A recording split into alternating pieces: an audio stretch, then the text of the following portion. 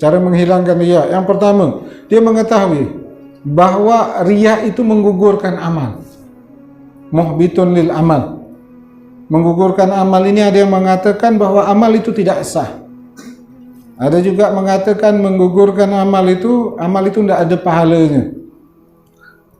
Jadi orang yang riya, amalnya gugur. Ya. Orang yang solat riya, tidak ada pahala gugur. Orang sedekah tidak ada pahalanya. Orang baca Al-Quran riya, tidak ada pahalanya. Ini dia harus tahu bahawa apa yang dia lakukan sia-sia, tidak ada faedahnya.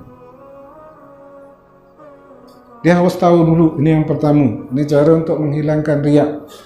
Dia tahu dulu bahayanya riya, bahawa riya ini menggugurkan amal.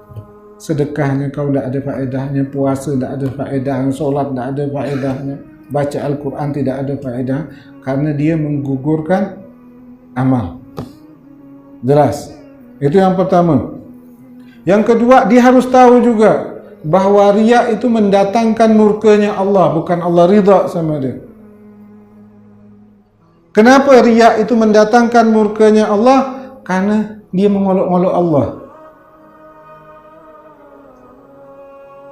Dia mengolok-olok Allah. Di mana mengolok-oloknya? Dikatakan mengolok-oloknya itu di mana? Dia bersedekah. Andaikan dia bersedekah. Sedekah ini perintah siapa? Perintah Allah. Padahal Allah yang merintahkan sedekah. Dia bersedekah. Atau ini karena perintah Allah, tapi melakukan bukan karena Allah. Ini ngolok-ngolok Allah. Solat ibadah, Allah perintahkan. Ini perintah Allah.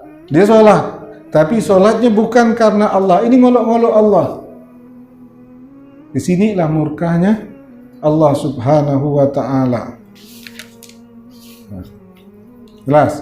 Jadi yang pertama kita harus paham bahawa riya itu menggugurkan amal.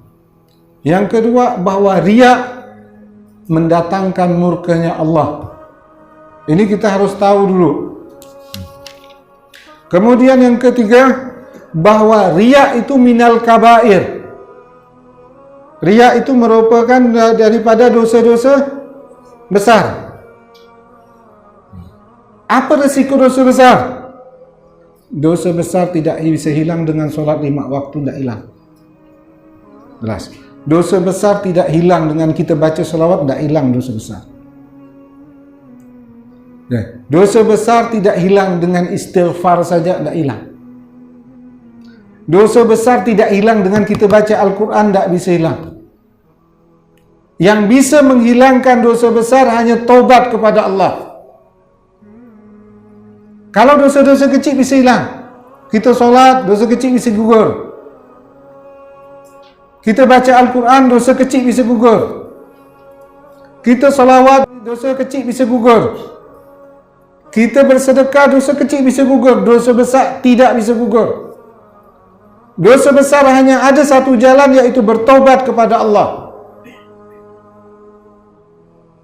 Dan riya adalah termasuk dosa besar. Jelas. Ini harus kita pahami dulu. Kalau kita mau bersihkan diri kita dari riya, ini tahapannya dinamakan suluk.